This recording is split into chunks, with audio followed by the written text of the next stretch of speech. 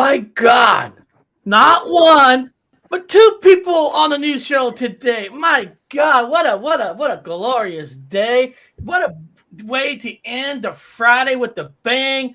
You got the two most exciting people and the two most exciting channels out there. Bigfoot Anon, his YouTube channel kicks ass. So somebody in the chat, put his link in there. Unidentified S4, the alien man, UFO man himself, put his link in the chat.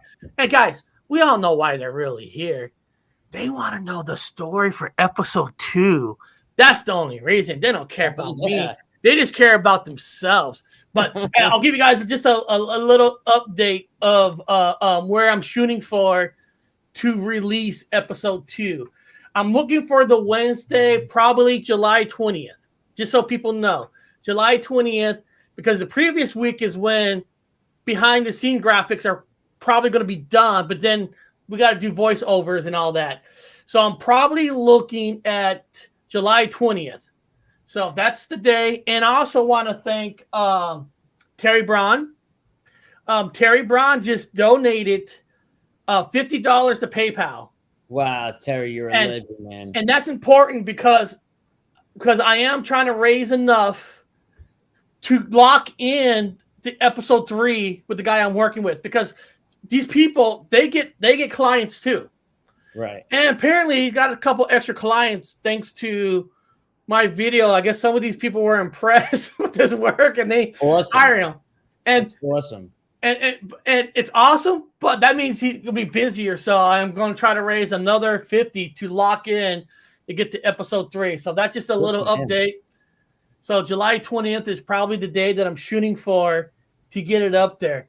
So just a little update, and then that's great. And then sometimes guys, I do watch the news sometimes just to kind of see what's the flavor going on in the world, kind of a thing. And one of the things I've always noticed about the news is, of course, we know crime's everywhere. Anthony, you're a police officer. We know there is crime, but it's always sad that they always gotta hit like areas. And this is what I mean. Seattle, you have the north area, you have the south area. The north area, unfortunately, is considered the better area, the upper class area. And then the south always seems like they treat it like, in a way, garbage area. I live in the south. And there's a lot of beautiful people here in the south. But a lot of times you watch the media, and this has nothing to do with the police and stuff. This is the media.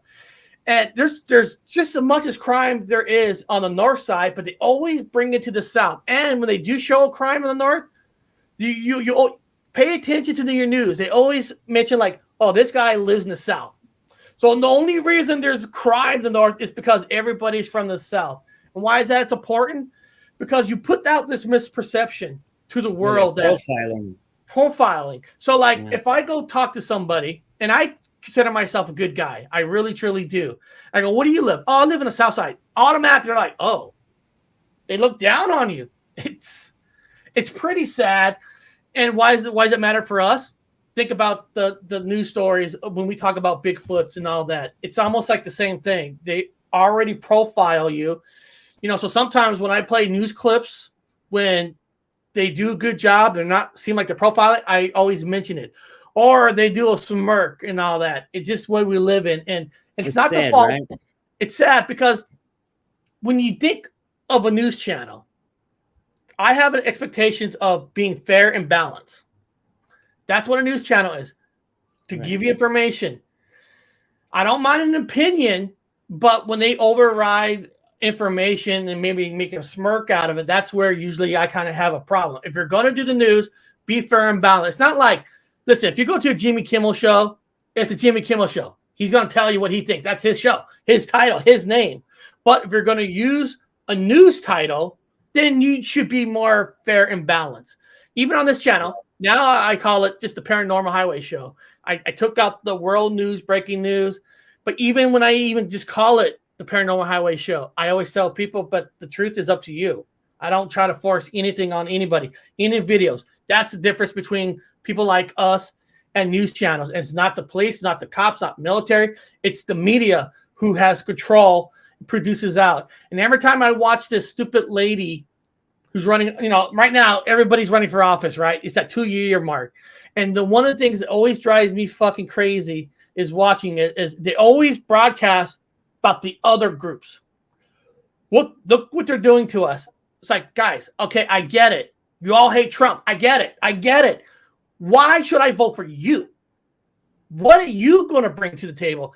I don't care about the other people. It's kind of like watching Joe Biden run all over again, where he's running because they just need somebody to replace Trump. No. You should be running because you want us to vote for that person. Why you? I don't care about other groups.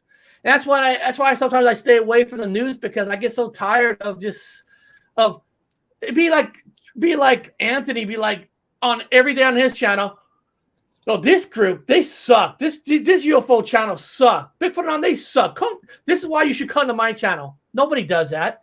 We try to be fair. No, people do that. People do that. Those are the people we got to stay away from. But we're higher class. We don't. That's right.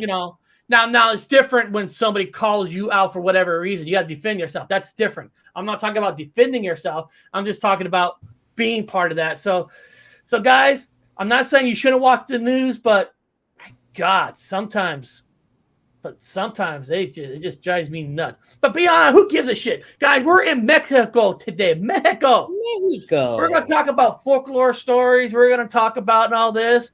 And I'm going to show you guys something real quick. That Connor was on an adventure yesterday. And let me see if I still have it up. Connor's on he was on an adventure. And then we'll go into some stories in Mexico. So this is the first video that Connor sent to me. Let me play it. We are in Wakala, one of the deepest springs in the world, for the Glass Bottom boat tour. But I am super interested in finding the Gill Man and Tarzan the Ape Man. They filmed both these movies in this freshwater paradise. I am so stoked. And let's go to this one. I ain't doing no backflip or nothing, but y'all gotta hype me up. He's going in to find a Gill Man. That's where they filmed Tarzan. So this is from my Bigfoot Anonymous YouTube and Paranormal YouTube. So y'all should rock them out. Yeah, dude. Connor, before you jumped. Oh, hold on. Oh, sorry about that. Before you jumped on, I was telling Anthony that yesterday you were out there, researching, doing all this stuff, and my God, you just we all love about you. Just like to have fun. You go out there, and we're talking about how it seems like you know a lot about everything almost. I'm not saying you know something about everything. Not maybe not. You know something about everything. The place you're going, the story, the movies, and it's amazing the knowledge that you have. And the question I want to ask you before we get into the videos is, where do you get all this knowledge from? Is it just from the books you're reading? Is it how do you get all that? What do you do to know something about everything? Yeah, it's definitely a mixture of everything. I read a lot. I watch a lot of videos. I talk to people without walls or barriers, so people feel comfortable telling me the weird stories about Wakala or all the other weird places I go to. And up there on the Tarzan Tower during the movie, they actually built an extension, and that's where he jumped from in the movie. So it was a bucket list thing for me. I've watched Tarzan since I was a little kid, so that jump meant so much for me. And then all those guys up there hyping me up, that was the Florida State Seminole football team. So of course I had to show out for them, and you could hear them all going, "Oh yeah, dude," kind of mocking the tubular dude, which is totally cool with me. I make fun of them when they're down 21 points in the second quarter. So we, if you can give it, you can get it sometimes. But it was a remarkable day. That was actually 2 days ago. I went with my mom and her fiance. Yesterday, I was up in Alabama in the devil's backyard. And that was a crazy adventure. So I got 2 awesome videos filmed the past 2 days. But it was just a remarkable day. Wakala, I said in the video, is one of the deepest water spring elevator in the country of its kind. Oh, man. It was really cool to share all those. Shoot, you're breaking up with my mom and Vic too, her fiance. It was an awesome afternoon. Got to see many alligators, and our tour guide was the Gillman expert. So again, some people, even in this community, in the Bigfoot world, they are so scared to say they believe in Bigfoot. And if a ranger comes and talks to them, they're like, "Oh, we're just looking for birds." No, I'm looking for the skunk ape, the swamp thing, the cabbage man. What can you tell me about it? And either they're going to laugh at me or it's going to go good and they're going to have crazy inside information. But it was remarkable. I can't wait for you guys to see the Wakala video. But man, what a day. That's awesome. That's awesome. The Jack of Trades quote goes perfect for Connor, man. A jack of all trades is the master of none, but oftentimes better than a master of one. That's Connor, man. All right, people. Let's get into some cryptids.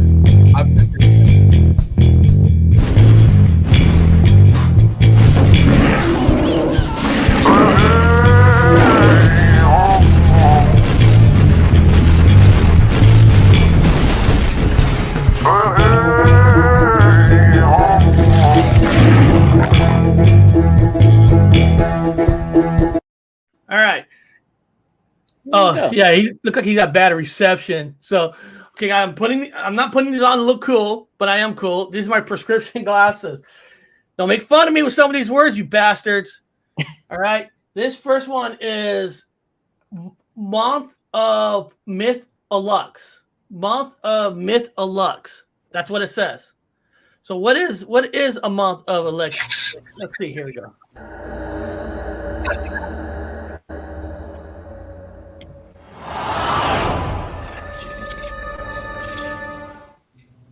Our first expedition to the south into Mayan culture, I think. Well, today we are going to be talking all about corn. No, I'm pretty serious about this one. Please don't leave. The Alux are said to be small spirits or sprites about knee height and are said to look similar, if not as miniature versions of the average Mayan person. These sprites are apparently summoned when a farmer creates a small house on his property, often notably in a maize field or corn. The Alux then assist the farmer for 7 years, tending to the corn, summoning rain for the crops, and even patrolling the fields at night, whistling to keep animals and thieves away. Once the 7 years are up though, the farmer must then close the doors and windows of the small house, locking the Alux inside. If not done correctly, the Alux will then get free, go wild, and start playing pranks upon anyone it can find. The Alux can be either helpful or malicious when it comes to respect. Most oftenly, an Alux would ask a passerby or traveler for an offering. If the person refuses, then the Alux will wreak havoc and will spread illness. Although if the offering is given, the Alux will bless the person and often instill good luck upon them. These little creatures are often said to be generally invisible and often are associated with the jungle, caves, and fields, though they do make a presence when given an offering wishing to communicate or to scare a person who is not suspecting their presence. So let me know what you think. Would you build a small Alux house in order to have a mini butler for 7 years, or is the chance of he or she going crazy afterwards too much of a risk? Leave your answers in the comments below. Thank you for staying with us. That story kind of reminds me of that character in Harry Potter. What do you call that little Dobby? Goblin? Dobby. It almost reminds me of a Dobby or the Seven Dwarfs in a way, and all that. That a butler. It's kind of a weird, kind of a cool story. 1,000,000%. That I got back right in time for something perfect, man. The Sprites, the Cleveland Brownies, the Detroit Reds. There are so many stories of these little people, but I know this one's down in Mexico. But to see them engraved in the sacred tablets and the pyramids is one thing. But to know that they actually are harvested by these farmers, and to think how many get free, because 7 years is a long time to be responsible, and life happens. So think how many. Yeah, they got the door closed on them, but think how many are still out there lurking, man. And that's really cool. I've seen a lot of foreign little people videos, and they're mostly Spanish, like Portuguese. So man, it all ties together. Very, very. There's a really good video I think that came out of Mexico of guys on dirt bikes driving through they're riding through a track, and then one of these little guys runs across into the field, and they get off their bikes and try to chase it.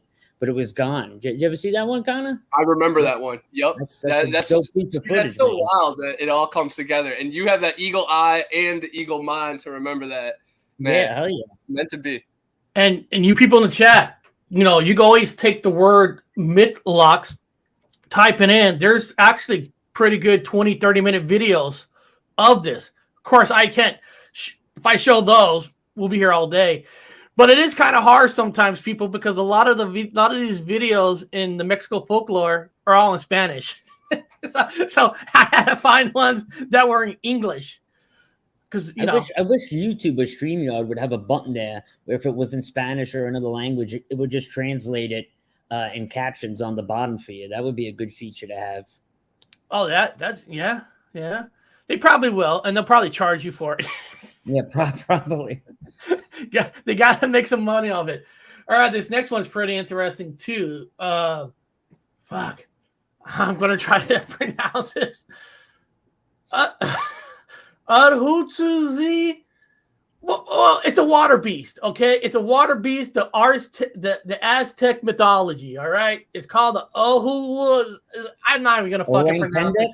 It's in the description, guys. It's the second one in the description, guys. When you guys go in the description, I put the order of the videos in the description. So when you look at it, that's the order of the videos that I play. That's why when I line it up, I try to line up exactly with the description. So some of these Japanese words, especially Spanish words, they're not easy to pronounce for me. I know. Ahuizotl. Well, let's check out the water beast.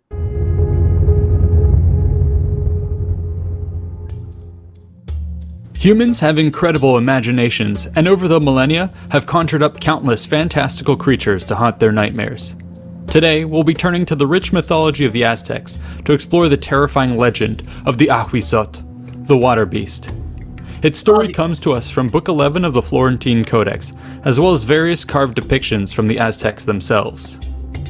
In size, it is said to have resembled a small dog with short, pointed ears and a long, smooth body. Its color is black, with fur that often clumps together into spikes on its back. Its paws are like those of a raccoon, and its tail is equipped with a hand like that of a human. The Ahuizotl inhabits the water and is said to dwell in caverns.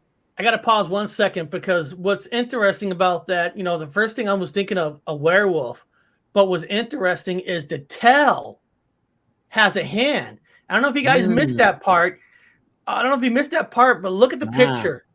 There's a hand on the tail. So that I've never heard of werewolf stories about a hand being on a tail. That's I just wanted to shoot that out before we get lost in the video. A raccoon, and its tail is equipped with a hand like that of a human. The Ahuizotl inhabits the water and is said to dwell in caverns at the depths of lakes and rivers. From here it preys upon mankind. Its most classic hunting technique is to stalk those on the surface above. Should one stray too close to its lair or even the shore, the Ahuizotl will strike. Look at that picture, guys. So basically, the thing could run, and since there's a hand on the tail, it could drag the person, not with the mouth, grabbing it, and that makes it faster and easier for it to get away with. So this is, I'm telling you guys, this is like, I think this is worse than a werewolf because not just the mouth, it's got a hand on a tail. And it's a human hand. Skinwalker? I don't know. Strike with lightning speed and surprise. It takes hold of its victim, plunging them below the surface and dragging them down to its deep lair below. It is said that the attack was accompanied by a great thrashing in the water, which threw up waves and foam. On such occasions, even other wildlife fled in terror, and one would report seeing fish and frogs scattering in all directions. Another hunting method involved the Ahuizotl purposely stirring up wildlife to attract fishermen. In this case, the victim would become elated by the sudden appearance of a great multitude of fish swarming into their net, but as they went to collect their prize, the Ahuizotl would claim his. Perhaps the most terrifying hunting method was when the beast would mimic the sounds of a crying child to attract passerbys.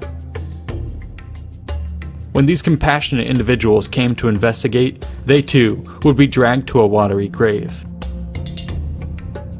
Few escaped the Ahuizotl. On occasion, however, bodies would return to the surface. To the horror of onlookers, they would be found with no eyes, no teeth, and no nails. Grisly prizes of the beast that lurked below. If a commoner tried to retrieve the body, they too would be attacked or cursed with gout. Only the priests, the guardians of the gods, were allowed to approach. They then bore the dead away to a place of burial, believing that the drowned had gone to Tlalocan, the heavenly realm of the water god. For the family, this was also in essence their own funeral, as it was said the kin of the victim were destined to drown as well. I hope you found this topic just as interesting as it was for.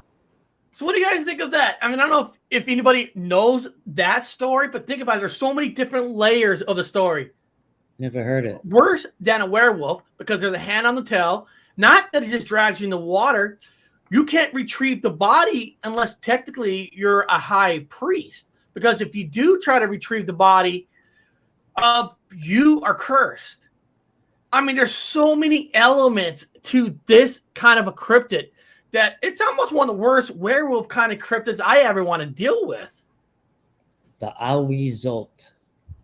Yeah, I like how the L is, you know, silent at the end. That's really cool. I've heard a lot of stories of underwater panthers, but never with that, you know, hand on the tail. Of course, I've heard stories of tails being able to, you know, work into it, like maybe wrapping around. But that was really cool how it was like gripping the person and pulling it underwater. But then that's how they found some of the people like without eyes and teeth and stuff. That's a little weird, you know, because you would think that this canine monster beast would devour it, not just go after those things. But I don't know. There's some kind of energy to it, and maybe that's all they're after. You know, they could get meat from animals easily. Those fish, they could have ate those fish. There's something to the human spirit, probably.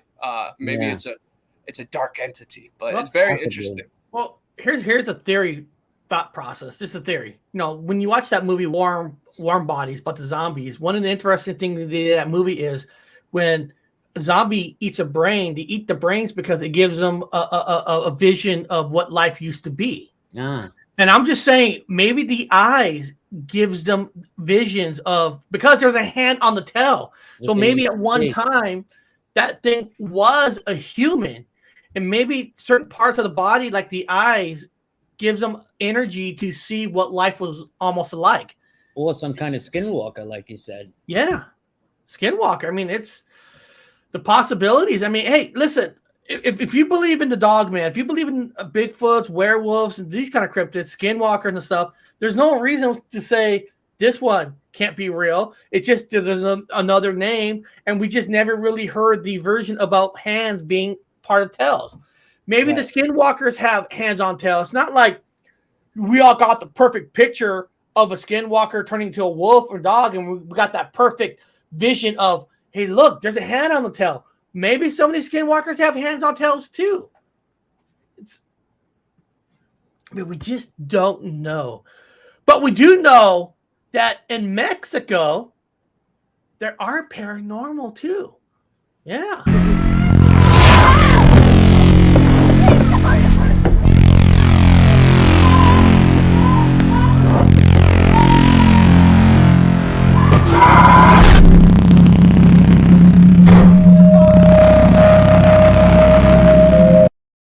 All right.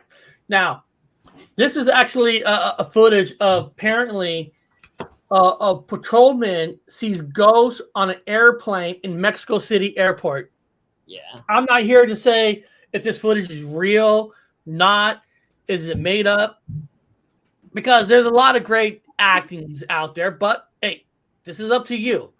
So this is a patrolman that's actually on an airplane at night. And, you know, the first question I did have is, can't they turn on the lights on the plane, or do they have to go in the plane in the dark with a flashlight? I mean, I don't know. If somebody who works at an airport, and maybe one of you guys are security, if you clear up on when you inspect planes at night, does the power have to stay off? I'm just one of the questions.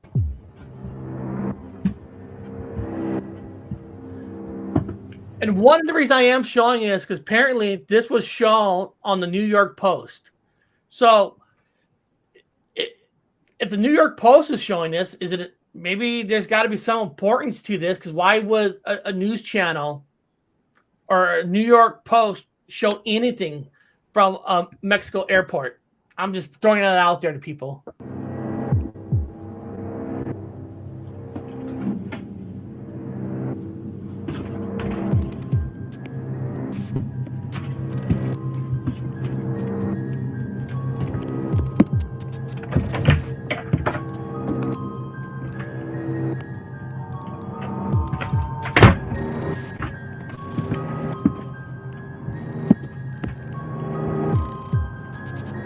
You guys didn't read that one part.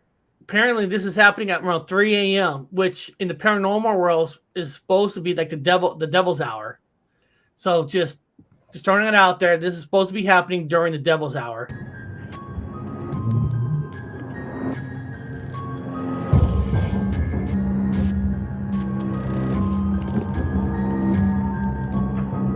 Verga.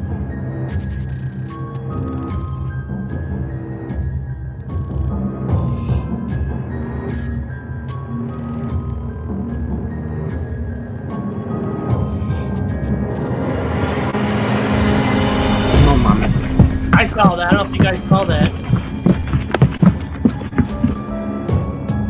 Look straight down. You'll see like a shadow right there.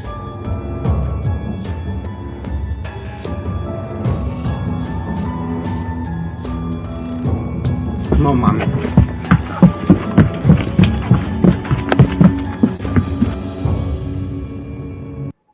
Now, like I said, I can't prove to you if it's real or not, but I do understand that if somebody did catch something, it is something you got to think about if you want to show it to the world, because you would be criticized. Or is it just an act? Here, now I'm going to play it again, but people, look straight down when it looks like there's a light at the end of the tunnel. On the one side, I know when I do it on camera, it looks like my hand's on the opposite side. So on the left side, when you look down the tunnel, you see a shadow. Not yet. Verga. Keep looking down.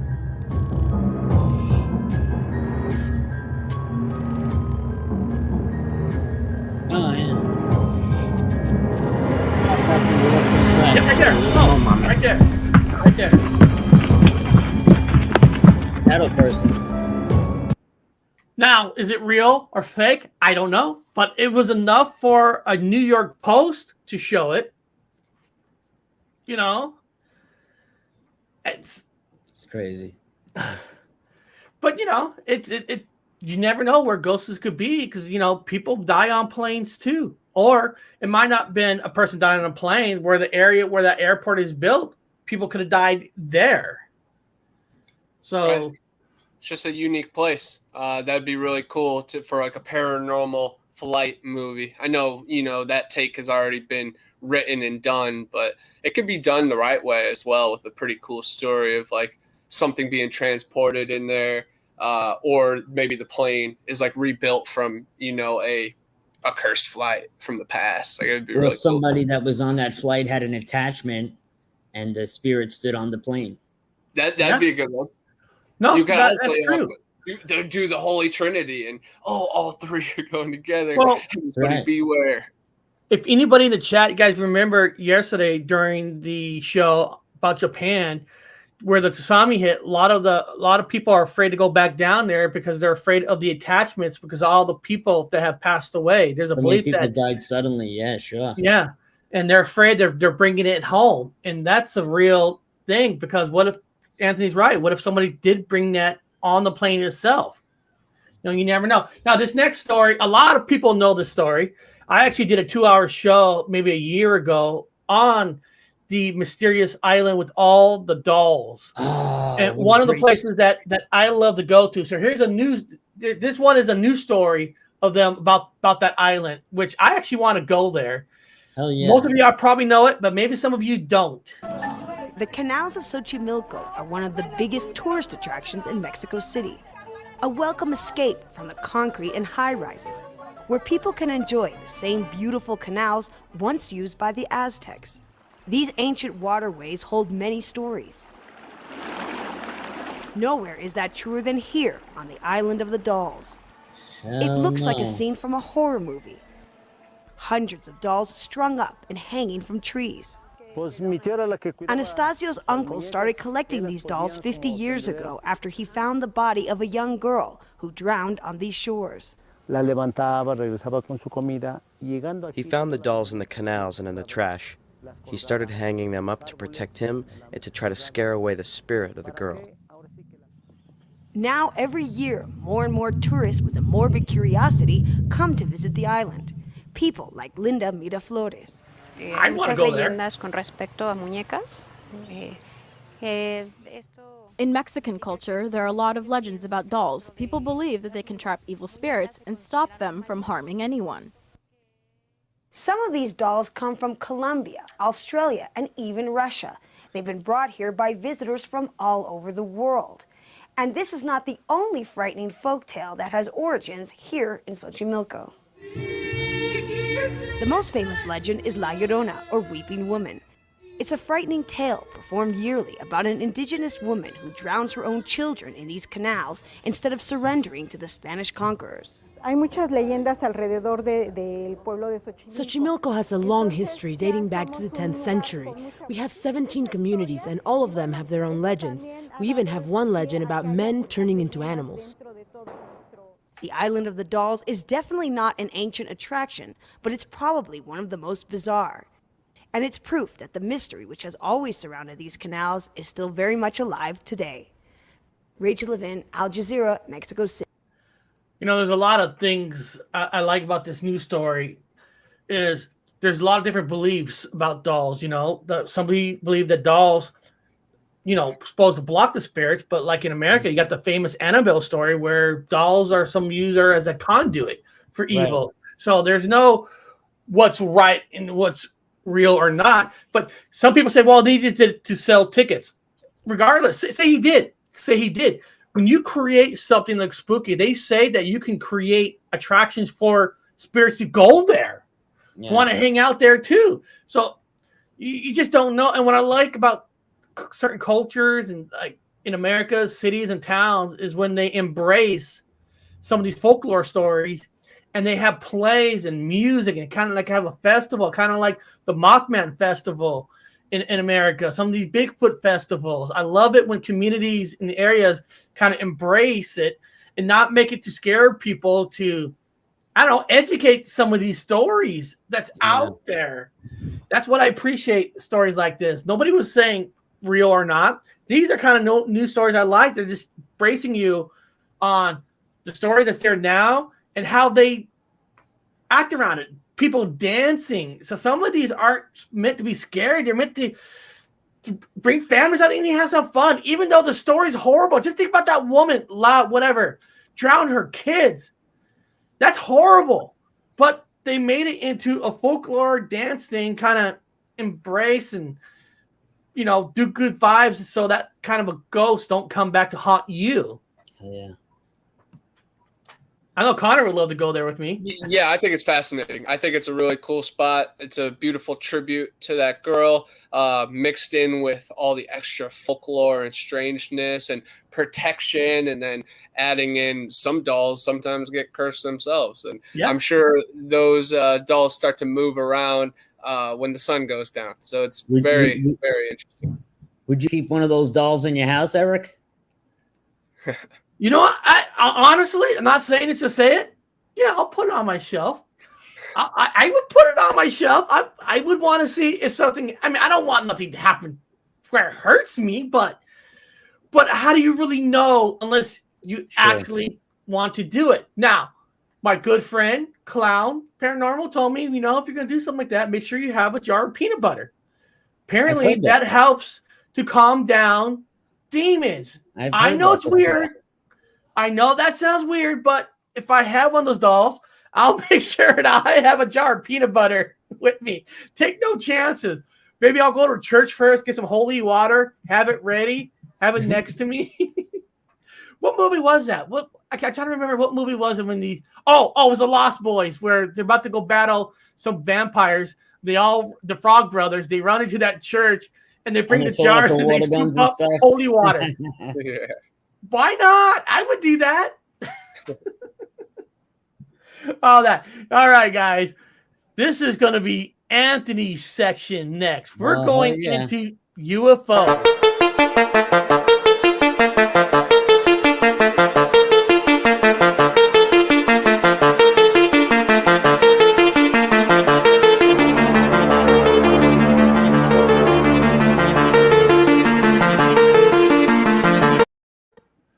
All right. Now, there is no way in hell that I am going to try to where is it here? Let me if you look 1, 2, 3, 4, 5 lines down, that's what it's called. Asombra, posibles, internada, stimulas of this. I don't know what the fuck it's saying there, but the next 2 UFO videos are purely written in Spanish. So I think it says spaceships, simultaneously flying over the city of Mexico. So we'll see. Okay. Wow, Connor, you're pretty good. you know how to read Spanish? I did 4 years of Spanish, but most of those words you can, simultaneous looks like simultaneously, and ciudad is city. So it was process of elimination. I took Spanish class in high school in California. We had to take a class, and but if you don't use it, you lose. I live in Florida as well. So here we go. This is the first language. Pájaros ni aviones. Don't know what you say. Exactamente qué fueron las luces captadas ayer en el cielo. He's a guy. He is awesome. He's beautiful. Estamos en la presencia de un ovni. Aquí estamos en la cúspide en Tijuana, Baja California. Este supuesto avistamiento de ovnis ocurrió anoche en México y Estados Unidos. Luces naranjas fueron visibles alrededor de las 23 horas en Tijuana y Rosarito, en Baja California, así como en Mérida, Yucatán, y en San Diego y Los Ángeles, California. Como que se turnan la de abajo y la de arriba, la de abajo y la de arriba. This is very similar to yesterday. La de abajo. Yeah, and if you listen to her, she's saying this one was shot by a guy up above San Diego. No way. And you had a San Diego video, and this is an older one than that. So, is it the same thing? Very familiar. An older, newer, familiar. This is why it's so important to check out all these videos from different points of views. And this was apparently it's an older one. Quedaron nada más los de arriba. Las luces eran similares en todos estos lugares. Aparentemente tenían la misma altura, distancia y hasta orden. Looks identical. Las redes sociales se llenaron de imágenes y teorías. Muchos creen que Jaime Maussan siempre ha tenido razón y vivimos entre seres de otro planeta. Una prueba más que se suma a la lista de extraños acontecimientos que demuestran la existencia de seres anómalos. Otros que fue la mujer que supuestamente habla idioma alienígena quien los llamó para darles una lección a los incrédulos. Me amo, te amo. Desde el corazón. Don't know what she's saying, but I love it. I think she's speaking to the Arcturians. Expertos aseguran que se trató de algún tipo de ejercicio militar. Sin embargo, ninguna autoridad ni mexicana ni estadounidense lo ha confirmado. Para imagen, Paola Delgado. Pero bueno, ya muchas autoridades en Estados Unidos han admitido que el fenómeno ovni es un fenómeno real y lo ha sido desde hace décadas. I'm translating what she was saying. She was saying some good things about me. She's really impressed, and she can't wait to free up some time to join this show. So I want to thank her for saying those nice, kind words. Now this next one, again, I'm not gonna. I don't know what. Los Extraterrestres nos vistos en Tijuana. El fenómeno de las luces sobre el Océano Pacífico conmocionó nuevamente a Tijuana y Rosarito en Baja California, México, así como a la ciudad de San Diego en California, Estados Unidos. A través de redes sociales, usuarios compartieron videos que muestran la presencia de esferas luminosas a una altura considerable por arriba de los cerros de la zona, que en primera instancia eran 3 luces y pasados los minutos se alcanzaron a ver 4 y hasta 6. Una de las principales características de estos objetos voladores no identificados era que se apagaban y prendían de nuevo. Además, llegó un momento donde descendieron a tan solo unos metros del agua del océano, que permitió que su intensidad lumínica se reflejara en el mar. Al cuestionar al personal del Aeropuerto Internacional de Tijuana, confirmaron que no tenían ninguna notificación de operaciones de entrenamiento militar por parte del ejército mexicano o de Estados Unidos, por lo que no saben qué fue lo que apareció. Sin embargo, algunos medios en San Diego afirmaron que la policía de esta ciudad estadounidense atribuye el avistamiento al uso de bengalas militares. El reconocido investigador de Tijuana, Dino de Labra, afirmó en una entrevista al Universal que podría tratarse de una especie de codificación numérica que contendría algún tipo de mensaje sobre el futuro de la humanidad o bien sobre el deseo de contacto por parte de entidades ajenas a nuestro mundo. Let's see the other one. Give me a second.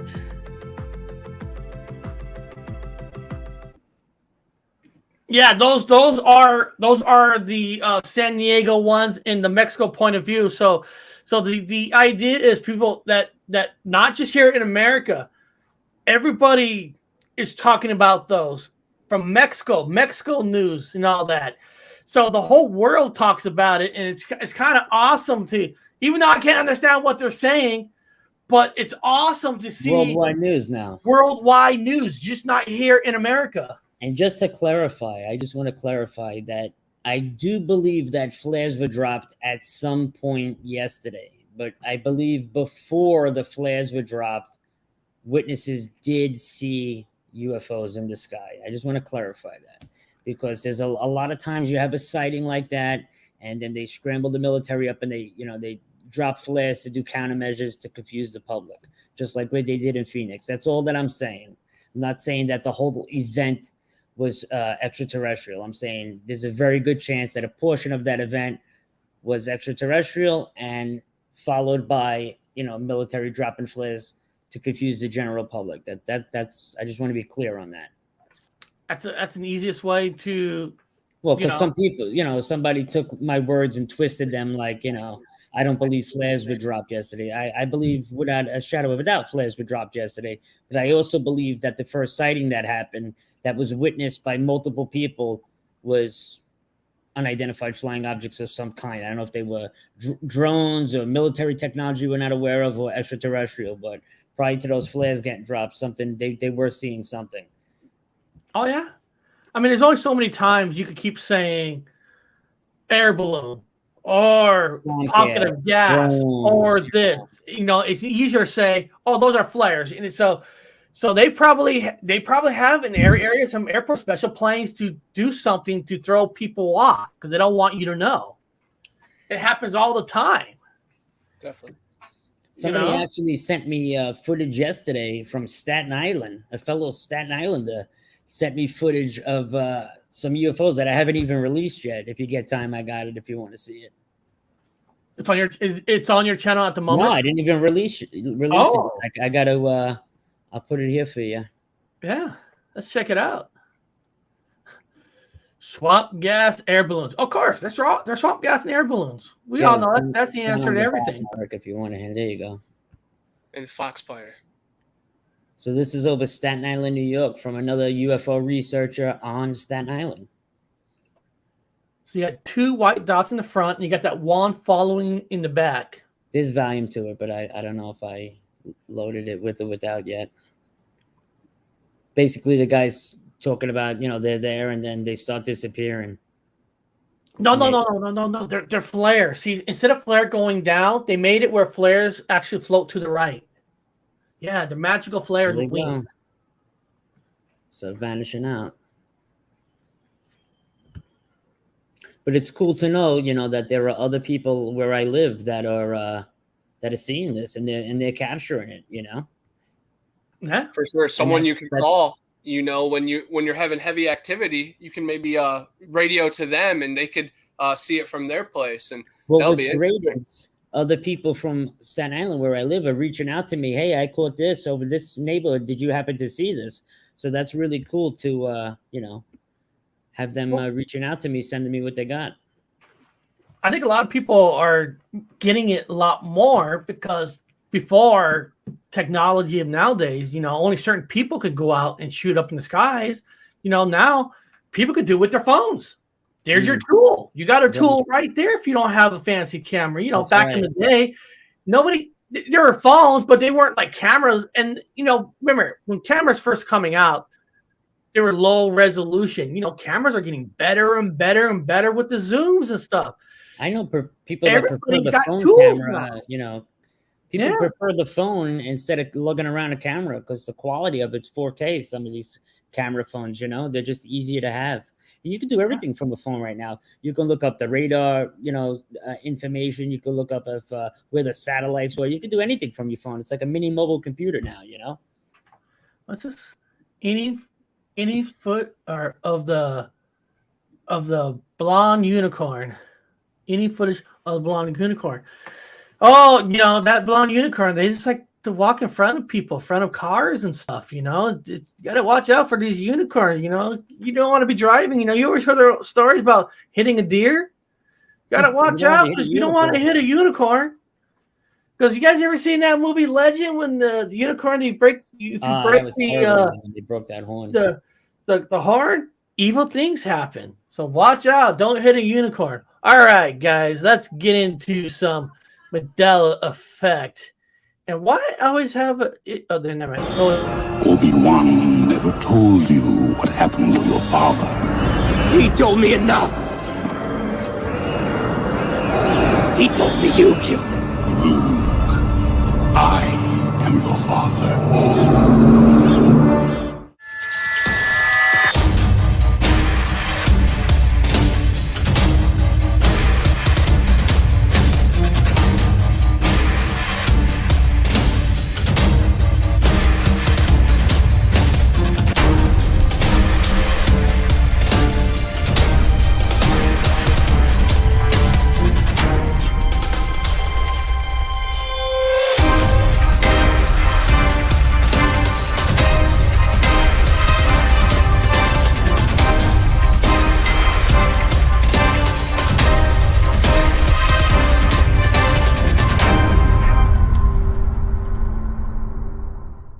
All right. First of all, hold on a second.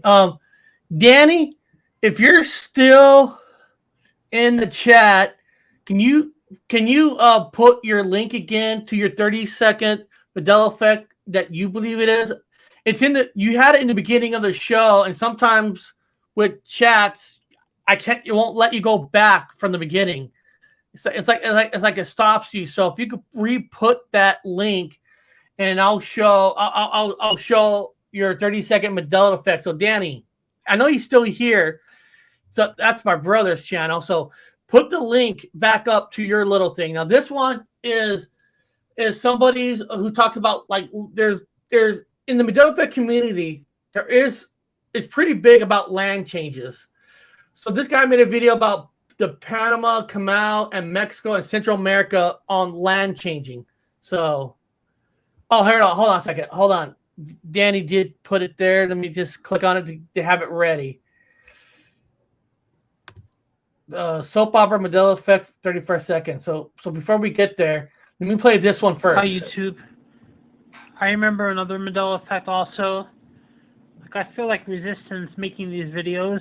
Like feels like someone doesn't want me to make them, but I remember the Panama Canal going east to west, not north to south, and Mexico was straighter, more further down, except curving up to the right towards Florida and Cuba was way smaller than it is now. But I know for sure that the Panama Canal used to go east to west, left to right, not up to down like it is today.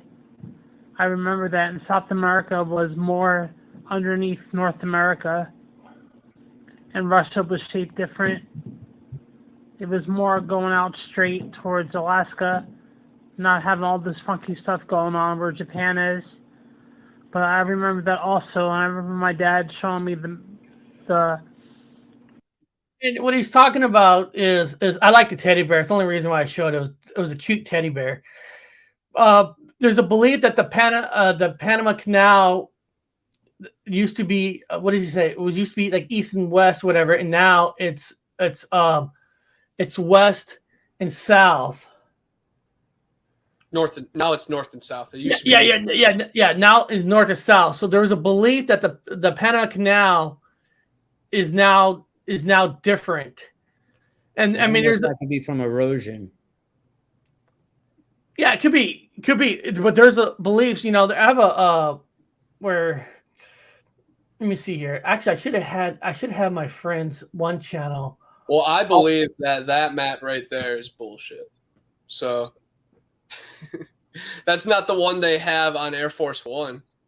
That's not the one that the military uses, but that's the one they give us. Let me see here. Wait, what's different by the one they have? It's a flat Earth map. Oh.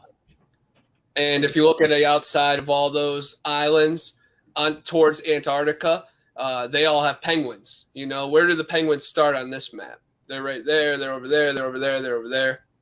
It's all silly, But I believe in the creator, and that gets me put on the outside of a lot of circles. Yeah, it was hard to find any Mandela effect that dealt directly with Mexico. So that was kind of the closest one that I could find. But what Danny's talking about, let me share this screen and hold on a second. Where is it? Soap opera Mandela effect read disc Eric. So I see it's 34 seconds and I see Dr. Wu there. So I actually have not watched what he's talking about yet. So I haven't even seen this one. So Danny sent me to today. I'm like, okay. Let's see what he's talking about. So let me go here a second. Let me go. Where the hell? Oh, there it is.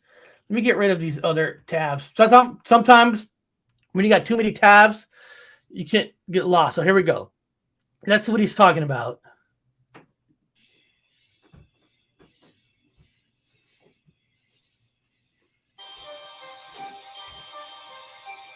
Like sands through the hourglass, so are the days of our lives. Like sands through the hourglass, so are the days of our lives. So are the days of our lives. He used to say, these are the days of our lives. Like sands through the hourglass, so are the days of our lives. Ah, okay. I remember them saying that. My grandmother used to watch that all the time when we were kids and we used to stay at a house. He used to say, these are the days of our lives, right? That definitely sounds more natural to me. That rings. I don't remember it that way like you just played it. Am I wrong, Danny? Danny said to read the description. So maybe he gives his part. Hit it back again one more time, please, if you can. I'm interested to see if it interrupts Dr. Wu with that as well, because I think that's kind of what he's saying as well. So read the description. Hold on. Is he talking about the description of? Because I'm down here. My cool dog looking out a window for something. Oh, hold on. That's another video. I got one of his other videos. Okay, it went to his other video. I'm like, what? Okay, hold on a second. Oh, Danny. Okay, Danny. Okay, actually, he wrote something here on this. Mandela Mayo. Watch this short video. Tell me, is he saying sand or sands? Is this a Mandela effect? I remember sands. So Danny is saying he remembered the word S, sands. So let's look at the video and let's re-listen to it. And so now we know what to look for. Sands versus sand. And sometimes it's easier trying to come up with some kind of opinion answer after you watching now. What now you know what you're watching. All right, I'll shut up.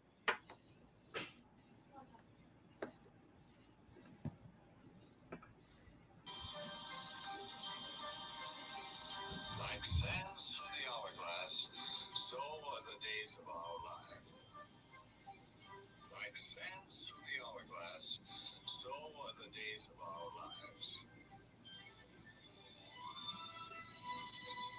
I heard sands.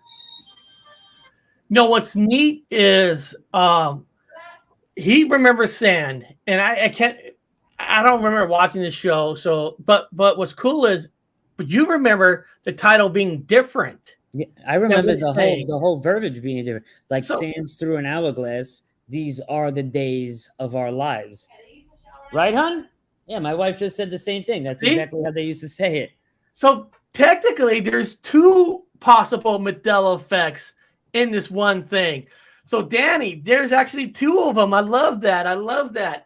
I don't remember that show, so I don't My grandmother used to torture us with our soap operas. We used to get out of school on Wednesday, half a day in Catholic school, and we used to get to my grandmother's house, and it was just soap operas all day to like 4 o'clock. But I remember, my wife and I, we both remember it being said, like, sand through an hourglass. These are the days of our lives. Yeah.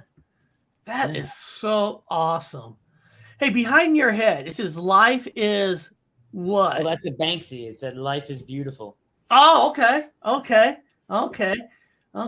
And then beneath it, there's a picture of a guy on your wall. This is my son. When he graduated from high school, we made all these little Anthony's. Awesome. And then when we were on the football field after, there was like 16, 17 of us family members with these, and we were all walking around like, hey, have you seen this guy? Anybody see this guy? We're looking for this guy. That is awesome. That is awesome. And he wasn't embarrassed that you did that? Oh, forget it. That's why we did it. He was so embarrassed, man.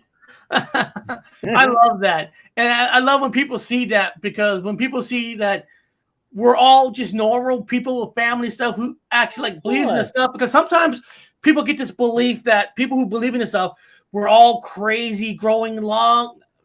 Connie's got long hair, but you know what I mean? Like we're all doing drugs in a basement. We're all normal family people. The complete opposite, man. We're the complete opposite. We're family people, man, you know? That is awesome. And then before we go, what do you guys got? Guys got anything major coming up this weekend you want to share with the people? So Anthony, you got a show coming up this weekend? I know you usually do. I think you got a big one coming out this weekend. The following Sunday, I have the guy Andrew from Australia coming on, the psychic firefighter. So that's going to be really interesting. I can't wait to get him on.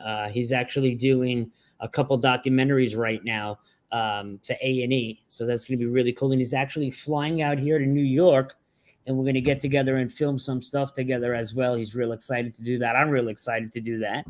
But this weekend, we had Black Lotus Productions coming on, but they had to cancel, which is okay. So we're just going to do like an open forum.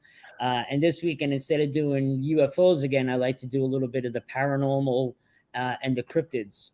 So if you guys are free, it's an open forum. You're more than welcome to come in and tell any of your stories about cryptids or paranormal. We'd love to hear it, especially coming from Connor and Eric, man.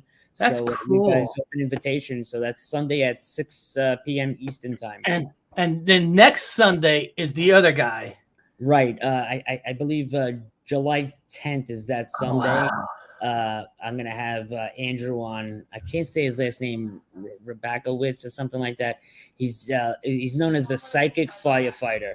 He was a New York City firefighter, and he communicates with the dead. He's a psychic medium, and he's also a ufologist. He has a lot of UFO footage very similar to mine. So I can't wait to get him on. Awesome. And, I'll probably be listening to that in the car, because next weekend I'm headed to Oregon. We're going to be going. Oh, nice. We're going to be staying at a hotel called Seaside above Astoria. Astoria is famous for the movie Goonies. And then we're going to go out to those famous 3 rocks from the Goonies. It's actually not in Astoria. It's actually in a beach called Cannon Beach. That's technically 20 miles away from Astoria, where in the movie, it made it look like they just rolled their bikes there, like in seconds. And it's not. It's 20 miles away where those rocks are.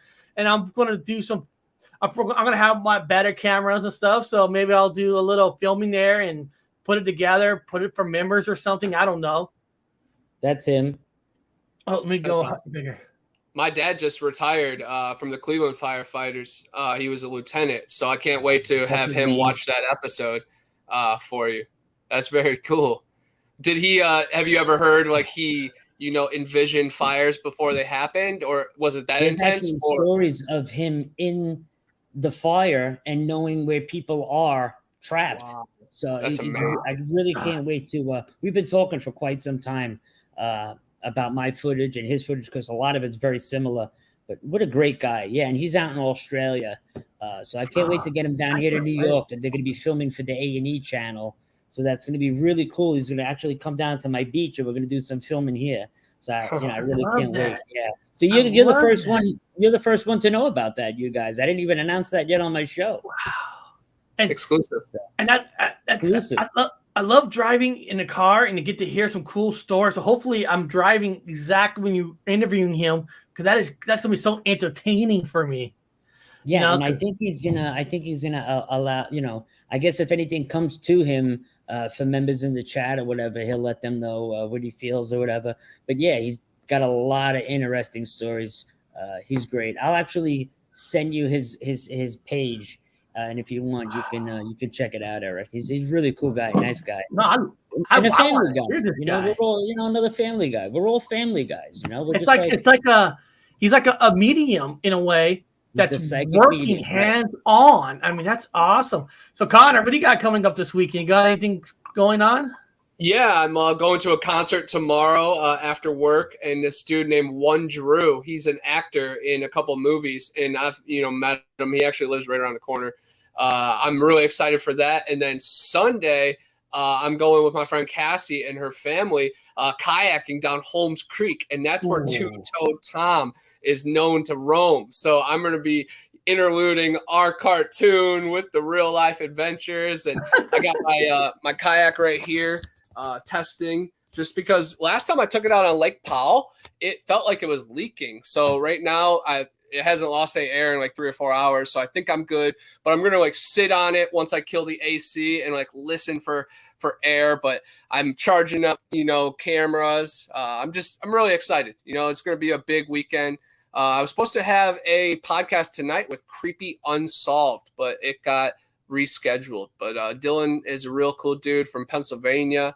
He stays really busy, but I'm super excited for both of your guys' projects that you guys mentioned, Firefighter, and then Oregon and the Goonies and filming locations. I don't want to say jealous because that's a very weak trait. I envy that day of you, man. But to carry me and my soul and my spirit with you, and stay high to the rocks. And hopefully one day I'll come visit you and you can give me the lowdown on your two favorite movies, Goonies and Twilight.